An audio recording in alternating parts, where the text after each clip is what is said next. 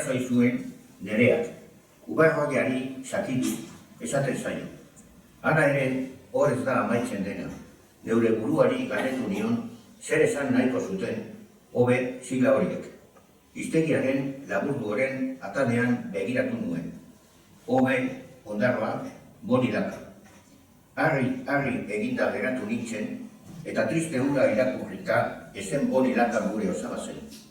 Osaba boni, har esan zion, barrutiari, ubarroiari sakitu, deitzen zitzaiola. Eta nik susmorik ere ez.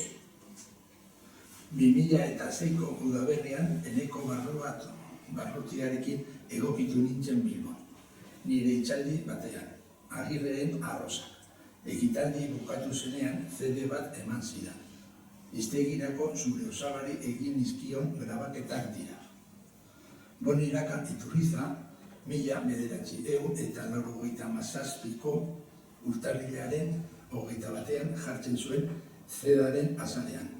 Osaba Boni amaren aizpan nagusiaren, haneren zenarra zen. Bajurako lemazaina izan zen bizitza osoan.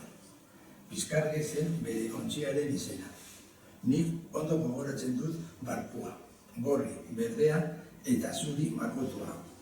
Koloreok debekatuta zeudenean ere alakze margotu nahi izaten zuen osaba. Naiz eta frankistek denuntzia jarri eta gainetik pintatu behar izaten zuen. Osaba eta Bizkargi batera zihoazen. Bera gaizotu eta ohean zegoelarik barkua ere ondatu egin zen betiko. Burdin asko izatzontzi handi batek jo zuen, egurrezko Bizkargi zaharra, portuan lotuta zegoela. Ezin izan zuten matxura konpondu. Biek batera utzi zioten nabigatzeari, osabak eta ontziak.